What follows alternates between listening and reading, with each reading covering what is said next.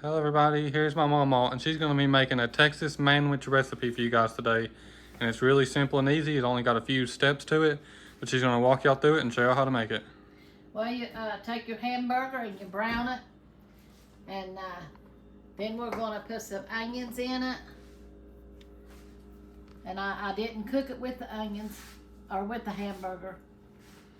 I didn't want to cook it with the hamburger. And here's our peppers. These are bell peppers, orange bell peppers. And if y'all was wondering why the onion was orange, it was because it got chopped with the bell peppers. So those are just almost one onion and one bell pepper. And you just kind of mix it up in here. Didn't really want to cook it or anything. Just want to leave it like that. And this was 2 pounds of ground beef in there.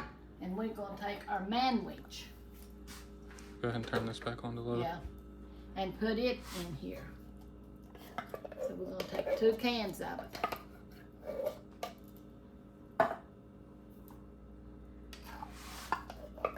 And we're going to get it warm. Here,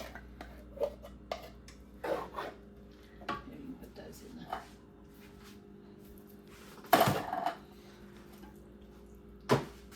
Yeah, we're going to mix it all up and let it get simmer a little bit. And then what we're going to do, now I like the Texas toast.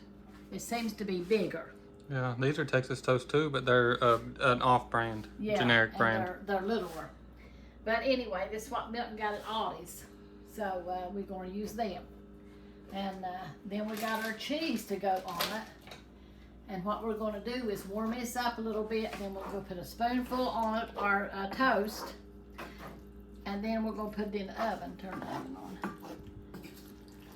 On broil. Broil? It's going to be on broil.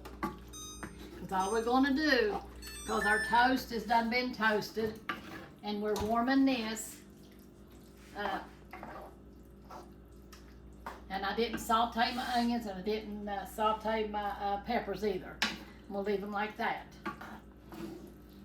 That gives it that crunch. Sometimes when you saute the onions, it makes them like a little slimy. It's only good for certain recipes, like maybe on a burger or something, but some recipes it's better to have the onions crunchy. You see how this is, how it looks? That's what you want. And like she said, these Texas toast has already been cooked in the oven. They're done, but the reason it's on broil is to melt the cheese once she gets the cheese on for the topping. And here's the peppers, the bell peppers that she used. Just one of those, one box of this, and some shredded cheese, and y'all seen the other stuff. 1 bell pepper, 1 onion. Chop it up fine, put it in here and bring it to a simmer. Cook your hamburger first. And then we add the rest of the stuff in it and just warm it up. And it's going to get more warmer when you put it in the oven. So now what we're going to do, here's our bread. So I'm going to go ahead and turn this off because it's all done anyway. And you see the steam coming from it? That's all you need to do, just warm it back up. Then we're going to take a spoonful, a little bit, and put it on your toast. This is called a Texas manwich. Yeah. Or you can call it a sloppy joe too. Some people call them sloppy joes. Put a little bit on each one of these. And then we're going to be putting our cheese on it. Trying to get it on there without being sloppy around with it. But it's a little bit on each one.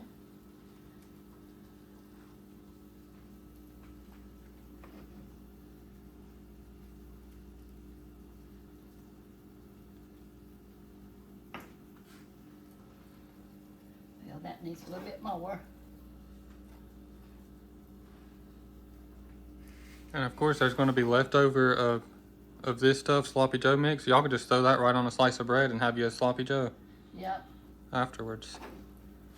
Or if you got some more toast, Texas toast, just make you some more of it. Whatever you want to do. Throw on another box of Texas toast if there's leftovers, and you could finish off topping another box of them. Yeah. And this will be it probably tonight. We have 7 here, don't we? I think so. No. It's hard to keep count. Some go, some come. Yeah, and there's some big old boys that live here. They could eat half this tray by themselves easily. And then just sprinkle you some cheese, whatever kind of cheese you like. This is this kind. So we're just going to sprinkle a little bit across through there, like that. Little pinch here and little pinch there. And then you throw it in the oven. And this is probably just going to take maybe a minute or 2 in the oven. That's it. Because Yeah. when it's on broil, it cooks so fast. So this will probably be melted in 2 minutes maximum. So I guess Mama will go and read a few scriptures to y'all and pray to y'all. And I'll keep an eye on it in the oven. I'll take it out whenever the cheese is melted. Yeah. That way it don't end up burnt. And this is so easy, so simple, you can have it fixed in no time. Now, y'all seen how long it took us to put it together. It's only 6 minutes in and it's almost completely done. Which, of course, we did cook the hamburger Yeah. before we started. And the Texas toast was cooked too. But Yeah. besides that, putting it together wise, you could put it together in hardly no time. Yeah. Okay, that's about it, y'all. And then I'm going to go in here and I'm going to read to y'all and pray to you. Oh, forgot he has to put it in the oven. I got to put it in the oven. Here, I can You're do gonna it. put it in it. Yeah, It's hot, so be careful. I got it. You got it? Okay. I had to test check it to make sure it wasn't going to burn my hand before I grabbed it. Yeah. Okay.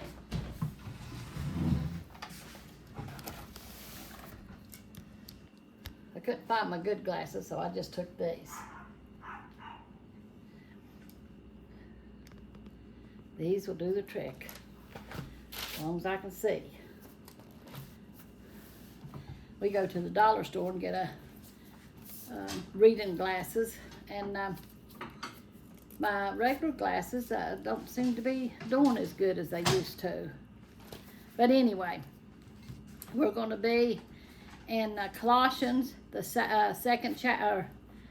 Yeah, the second chapter in Colossians, and I'm going to start with the 4th verse. And this I say, lest any man should beguile you with enticing words. For though I be absent in the flesh, yet am I with you in the spirit, joying and beholding your order, and the steadfastness of your faith in Christ. As you have therefore received Christ Jesus the Lord, so walk ye in him, rooted and built up in him, and established in the faith, as you have been taught, abounding therein with thanksgiving. Beware lest any man spoil you through philosophy and vain deceit, after the tradition of men, after the rudiments of the world, and not after Christ. And there's a lot out there will try to deceive you. You have to be really read up in your word, in the Bible, and when you get saved, God gives you that discernment to know where somebody's telling you the truth or not. And all you have to do is listen to them a little bit, and something will just say, well, this is not right, or something. You go home and you look it up in the Word, and you see whether he's telling you the truth or not, or her, whoever. And it says, for in him dwelleth all the fullness of the Godhead bodily, and ye are complete in him, which is the head of all principality and power. So that's what, and we are. He is in us. He takes care of us, but we just have to walk by faith, and we have to read his word and know what's right and what's wrong, because there are many deceivers out there, people that think they're right but are not. And you have to know the difference. You'll have that little unction in you to say, well, I don't know if that's right or not. Go to your word. This will tell you whether they're right or not. And in my commentary, it says the problem that Paul was combating in the Colossian church was similar to the heresies known as, and I can't say this word, Gnosticism. And that is from the Greek word for knowledge. This heresy teaching contrary to biblical doctrine, that's what it is, it's contrary to biblical doctrine, undermined Christianity in several basic ways. One, it insisted that important secret knowledge was hidden from the most believers. Paul said that Christ provides all the knowledge we need. Our knowledge is right here in his word too. Paul said that Christ provides all the knowledge we need. It taught that spiritual reality was good, but physical reality was evil, including our physical bodies. Paul contended that God himself walked on the earth in a body. That is, he became embodied in Jesus Christ. It contended that Christ only seemed to be human, but was not. Paul insisted that Jesus is fully human and fully God. And that word, Gnosticism, became fashionable in the 2nd century AD, even in Paul's day. These ideals sounded attractive to many, and exposure to such teachings could easily seduce a church that didn't know Christian doctrine well. Similar teachings, that's the reason you get read up in this word and everything. When you become a Christian, you get in your Bible and you read it, even though you don't understand it. You just keep reading it, and God will show you the understanding of it. And if you're not really read up in the Word, and you don't read and listen to some of the good preachers, the good ones, that's Bible teachers, that you'll be deceived, and we don't want to be deceived. It says, similar teaching shall pose significant problems for many in the church today. We combat heresy by becoming thoroughly acquainted with God's Word. That's what I was telling you. You've got to get fully acquainted with this through personal study and sound Bible teaching. You've got to study this Word and know what you're reading, know all that God wants you to know, but you've got to talk to the Lord and pray about things. You don't understand a lot of things, you just keep asking the Lord to show you, and he will show you in the Word, or your preacher, whoever, will say something that will confirm what the Bible says and what you have read. You know, so that's one way you know a good preacher, is when you know what he's teaching is true, that he goes by the Bible. Some people gets up there and stretch the Bible a little bit too far. You got to be very careful. You got to be read up and have that discernment that God gave you. And when you, like I said, when somebody says something you don't fully understand or can't comprehend it, you know that that's the Lord telling you to look in his Word to see if that's true or not. I'm going to pray for all of you now. Dear Lord Jesus, we just come to you, Lord, just loving you and praising you, Lord. Thanking you for always being with us, Lord, for your teaching that you give us, Lord. Lord, and we thank you, Lord, for a good church that you give us, Lord Jesus. Lord, ask you to touch each one out there, each one of our YouTube family, Lord. The lost that's out there, Lord, people that's seeking your knowledge, Lord. Help them to find a good biblical church to get into, Lord Jesus. A faithful and true church, Lord. And that they'll get in your word and know your word, Lord Jesus, and stand fast on it, Lord. In your mighty name I pray, Lord. I ask you to touch our nation, Lord. Our leaders, Lord Jesus, touch Israel and Ukraine, Lord. All this war that's going on, Lord, we just put it in your hands, Lord, because you're in control of everything anyway, Lord. And we just thank you for everything. Lord, we ask you to be with the ones in our church that's sick, Lord, that needs a touch from you, Lord, in your mighty name, Lord. Have your way, Lord Jesus. Touch the families that has loved ones in the hospital, Lord, that's getting ready to go on, Lord, to be with you, Lord. Be with the family, Lord. In your mighty name we pray, Lord. And we just honor you and we worship you, Lord. We thank you, Lord, for your love for us. In Jesus' name I pray. Amen. Amen. God is good all the time. You know, we're going to leave this world sometime or another, and we need to be ready, because we know not when we're going to leave this world or when he's going to come back. So we need to be ready. Looky there, y'all.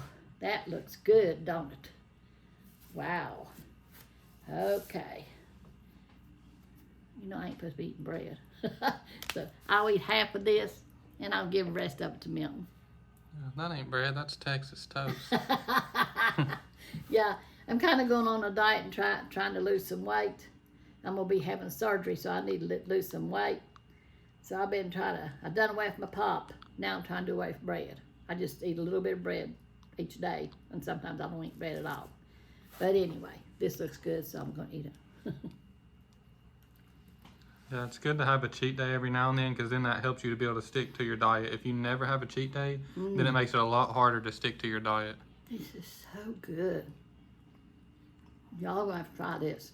It really is. This will be my cheat day. I'm gonna eat all of it.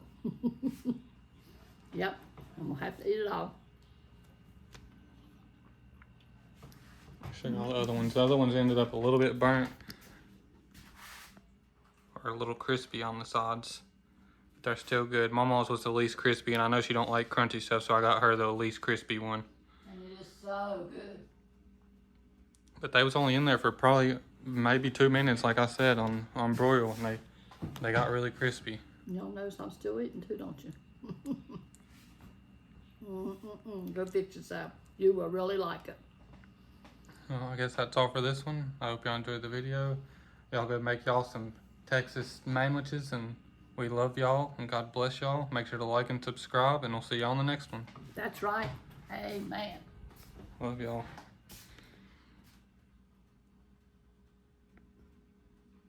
Man, they all good.